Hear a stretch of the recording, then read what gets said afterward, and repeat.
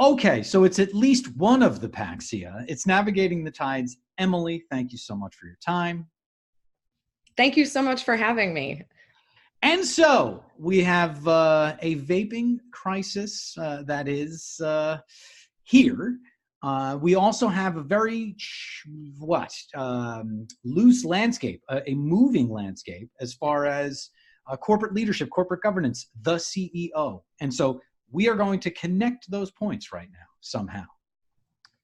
Yeah, I mean, and thank you for bringing this up because this topic has been unbelievably blown out of proportion and I'd say inaccurately reported by the media because they've decided there are certain things they want to talk about. So this is the vape crisis first, and just to give the big picture is that yes, a few cases have come from legal cannabis, but much more than 90% of the cases are from illicit cannabis, and illicit cannabis is the issue here. Illicit cannabis. Yes, absolutely. So yes, I'll say just a few things about this because it's so interesting. I feel like if I go back 6 weeks, I can't even believe what has transpired in the course of this whole crisis or hysteria that has occurred, let alone all of the opiates and guns and all of the, I can't help but think there's an agenda somewhere of some lobbyist, of some group that's trying to say, look over there, look at this industry, don't look at the things that have happened over here. It feels like there's an agenda somewhere because if you stack up the numbers, it just doesn't make sense that this level of hysteria has occurred. However, it has. And so we always talk about, it doesn't really matter. Your perception is your reality. And now the perception of many, many people, thanks to the media's agenda, is the reality about vaporization and the dangers of it. So I would just like to say that this, if you go back and study history, you will see that this happens time and time again. Whenever something is in a state of prohibition, and there's still a demand for it, people will find a way to access it. And what happens when they try to access it in illegal and unregulated markets is that it's unsafe because it puts it in the hands of people who do not care about the end consumer. And so we've been talking about this at the office at Poseidon. We've been calling it marijuana moonshine. You see it back in the days of alcohol prohibition. You see it actually in countries where they have prohibition. When I was traveling through India, they were talking about the afflictions of populations who are trying to drink alcohol but don't have access to it because of religious regulations or whatever it might be within each state, and it makes people very, very sick. Sometimes they actually do really go blind. I thought that was kind of like a old thing that people talked about, but people really apparently do go blind from this alcohol moonshine. At any rate, what has happened is because of prohibition, we pushed it into the hands of these illegal, illicit operators, and it's made people sick. And to your exact point, it's mostly come from the illicit market. Some of these have seeped into the regulated market, probably because the transactions are not being tracked as closely as they could be through the rollout of regulations, but there are software programs to help that. But the thing that has really struck me on this whole thing is that there was a lot of velocity behind the vape category because it was such an easy and attractive form factor. A lot of people really, this was their entree back into the cannabis world, is through the vaporization market. And there was not a lot of work done to establish the different compounds that were being put into these products along with the cannabis. We understand at this point, and we believe that vaporizing cannabis is safe. Not probably 100% perfect because you're still heating the product, but it's safer than lighting it on fire and inhaling it. The same thing is true for vaporizing e-cigarettes, which have been dragged into this whole conversation as well. And I would say, I mean, it's interesting because you and I actually talked about that the e-cigarette space was completely unregulated, including even the hardware, where you read about certain products where the pens were blowing up in people's faces and causing harm that way, which is also totally insane. But when you think about the fact that none of this was regulated, the FDA didn't step in on this, but it was growing off the chart. If you look at the traction of these different brands, it was actually parabolic. And so I think that this was one of those instances where if the regulators had stepped in a little bit earlier and said, hey, let's exercise some caution here, let's lean on our regulations and legal frameworks to make sure things are tested and that they're flowing through legal channels, then we would never be where we are today. But instead, it was like a hands-off approach and everybody just went crazy. And now here we are, and the regulators are taking way heavy hands, swinging it back in the other direction, which in turn is pushing it back into the illicit market. And I think that we will continue to see issues until we truly get this online as a legal and regulated market. Yeah, and vitamin E acetate is put into a vape when you cut it, and so it doesn't matter if you're cutting cannabis vape or otherwise, which is why I brought up cannabis, but obviously this is the entire vape industry. The issue is, as you mentioned, there were not even sensible regulations for the vape industry.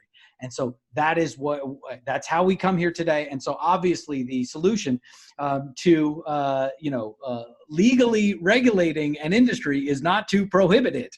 We're going backwards by prohibiting it. So let's leave that part of the conversation aside as we have brought in, here a non-cannabis vape category that is led by Juul, who has just replaced their CEO. And so this is how this vape crisis points out maybe, some corporate governance, some focus on the CEO and how that relates back to cannabis. So talk about the Juul CEO and your thoughts there. Right.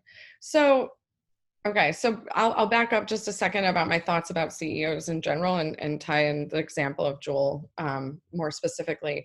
When we are investing in a company, you often hear investors say the phrase, "we invest in people." Okay, that is great, and I agree, but I think we have to, as investors, get more articulate about how we discuss what that means to invest into people.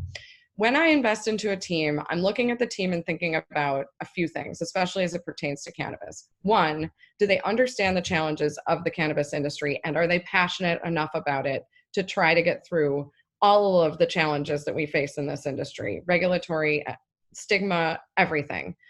Banking, you name it, there's a new challenge every day. As one of my friends who's a head of finance at one of the big companies says, it's a fresh hell every 6 hours.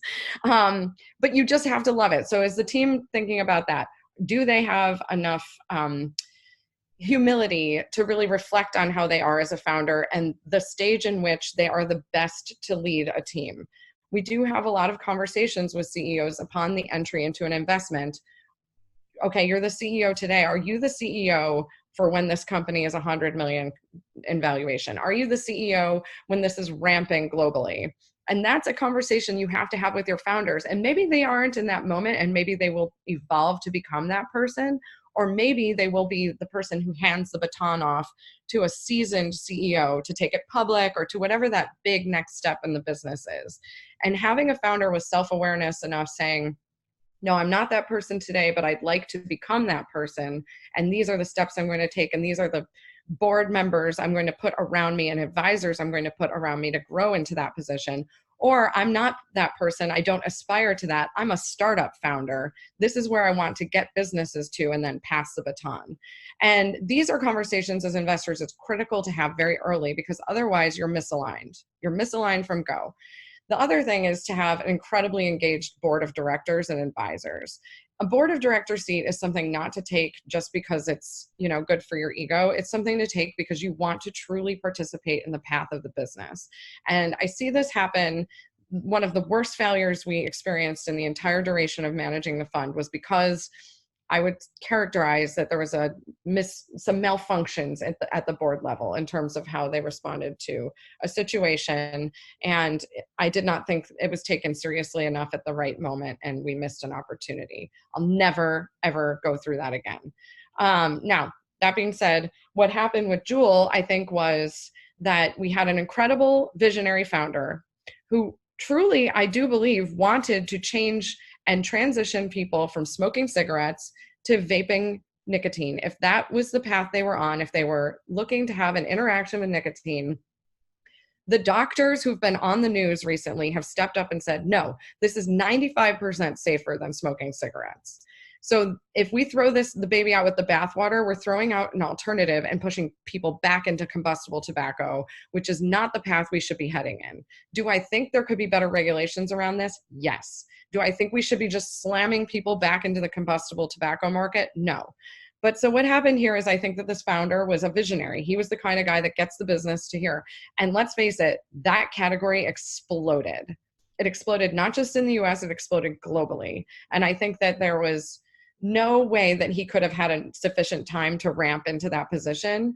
And I think that upon reflecting on it, maybe there would have been a time to bring in a more seasoned CEO at earlier points in this trajectory, mainly because the category itself is, like I said, insane velocity behind it. But secondarily, it's a heavily regulated market that has had challenges in the past. So the new CEO that they did bring in has had, I think, 20 years on the smokeless tobacco side with Altria, has understood what regulators are looking for in terms of working together, not against, in terms of how do we get this down the path where we're all feeling much more comfortable? Because let's face it, we all agree we would prefer that people aren't using any substances that potentially could have side effects. But we also know that human nature is that people are interested in things. They like the way they feel when they're experiencing it. So let's just make it safer. So I think that that's one of those things where it's about self-awareness. It's about the board taking a real look at the strengths and weaknesses of the leadership team and making decisions that are the right move. And you and I have talked about this, monitoring and adjusting. I wouldn't recommend that people take kind of knee-jerk reactions to these things, but I would also say that it's important to make the changes before the you-know-what hits the fan. Yep, absolutely. Before the you-know-what hits the fan, that not necessarily the case of what happened with WeWork. Maybe take that use case, and then maybe even talk about the almost the original guy here, Mark Zuckerberg, and what all that means for cannabis founders. Right. So I do feel like there's a negative halo effect of what's gone on in the public markets with these IPOs of these tech companies.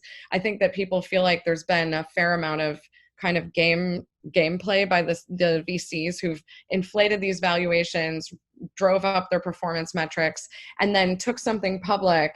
And in the filings for some of these companies, I mean, you could look at it. I mean, the IPOs have not been a success. They've been so not a success that the Silicon Valley is having meetings, I think this week, to talk about how the IPO market may not be functioning. But I would say, I cut both ways on this. I love keeping companies private long enough so that you can get them into very good shape to then introduce them to a public market. But I think that what happens in a public market is when people actually have transparency and access to read and understand what's gone on in a business, it actually democratizes what's happening in that business. We saw it with Uber. We definitely just saw it with WeWork. I don't know if anyone's taken the time to read the filings for the pre-IPO for WeWork. It's actually kind of, I mean, it's fun reading. It's like kind of like reading the Theranos book all over again. It's like, oh my God. So, I mean, it's just unbelievable the things that, like, he owned his own IP. He was selling it to himself and then he sold it to the company. I mean, so much self-dealing going on with that CEO. And what I cannot understand, and it's the same thing that I felt when I read the Theranos book, was that you have these real investors with real money, hundreds of millions of dollars at the table. And this guy was running unchecked. When I think about the level of diligence we go through in the cannabis industry before we place an investment, and then we just, for example, like FlowHub, one of our companies just had a successful Series A raise, the amount of scrutiny that company went through the process, which I actually loved because I was like, we've been in this company for 4+ years. Love just really digging in again with fresh eyes and looking under the hood and seeing where we are and making sure that there's nothing hiding there. Like we always say, like, where are the bodies buried? But I cannot believe what happened with that with WeWork over all of these years with that level of talent on the investor side, and nobody uncovered what he was up to. And then it all goes into these filings to go public. And it was like, maybe people won't notice this. We'll sweep it under the rug because everybody's agreed that WeWork is a success before it's even hit the markets. No, I think we're going to see a lot more attention to corporate governance, a lot more attention to the fundamentals of these businesses. And you could even tie this into what's happened with the MSOs, to what happened with Canopy Growth Corporation. All of this, we're going to see these people called to task on delivering on what they've said they're going to deliver on, and to get all of this chicanery out of the operational side of it. So yeah, you could completely say that there's a lot of tie through of what's going on in cannabis to what's going on in the public markets with these big tech IPOs. And I think that it's actually perfect timing for the cannabis industry. I know it's been really gruesome to watch what's happened in the public markets, but I would much rather we have this enormous reset now and then see incredible companies kind of rise up like a phoenix on the back end of the ash of this, because there's still so much to do in this industry. So it's like, let's just flush the unnecessary out of the way, and then let's build. Let's really build for the long run. They call it a market correction for a reason. It's to correct things. How does that play with go fast and break things? Yeah, so, Mark Zuckerberg, the CEO of Facebook, famously has said, move fast and break things. And I think we're starting to see the implications of that, or we certainly have been seeing it over the past few years with his business. And I think we're seeing a kind of a reaction against that. But I have always said in cannabis, we cannot move fast and break things, because if we do, we are under a microscope in this industry, and we don't get to break things. And look at what we did. I mean, I do not blame the majority of operators in our business for what happened with with Vaporgate, but I do say that this is a great shot across the bow of how unacceptable it is for us to break things. I think we broke vape, and we've got to repair it and rebuild it with a new lens of, quality, credibility, making sure people are safe with what they're consuming. Even from the hardware standpoint, that's a whole other thing a lot of people aren't talking about, is the supply chain in China for these things, which is really gross in terms of the contaminants and the metals and everything. But yeah, we cannot move fast and break things, because when we break it, there's no forgiveness and there's no mercy. And we're already seeing it. The FDA, the CDC, the media will try us in the public eye, and we won't get to build a great industry. So we've got to be very careful and very thoughtful about how we approach every single step in this industry. And I just want to zero in on the fact that your point is actually pretty nuanced, because the issues, within VapeGate are outside of cannabis, and mostly, if they are in cannabis, in the illicit cannabis market. It's only a few, as we talked about, in legal cannabis. Your point is different than that. Your point is that even though it's just a few cases, any company that is offering a vape product has not done enough due diligence on that technology in order to make sure that it is a safe product. No. Yeah, I mean, I think there are some who have really worked hard to do it. And I think that's why, for example, you have the Paxhias of the world who took it out of the mainstream, 510 thread thing, and tried to control their supply chain. I think that it's really, now is the time to engage medical professionals. Now is the time to really take those extra steps. And, I think in California, for example, there were a lot of companies that were like this, because of all of the competition and the fact that they were frankly competing against the illicit market. A lot of the brands were like, this is the focus of our product. We know it comes from a whole plant extraction method. We know it's lab tested. These are our lab tests. And they were really holding themselves up there as a competitive advantage. And now, unfortunately, I think that now we just reset everything much, much lower. And we've got to that's the base case. The base case is we all have to be testing everything, including the hardware components of the products that we're using. And I shouldn't say that no one has done enough. Most folks haven't done enough. No, I mean, I think I think that even the ones who really, really worked hard at it probably could look back on their supply chain right now. And I hope they're all examining it with incredible attention right now, because we cannot afford to have any of these guys who are the kind of market leaders to have missed a step on this. We can't. Exactly it. That's exactly it. Emily Paxhia, come on. This is a pretty good one right here. I think it's I think it's good. Yeah. No, the subject matter is tough. I'm saying our dialogue has been rewarding, for me at least. Well, I think what's important is that we do get into the nuance on these things, because it's not just right or wrong. There's a lot more to it. That's it. Emily Paxhia, thank you so much. I can't wait till the next time. Thank you.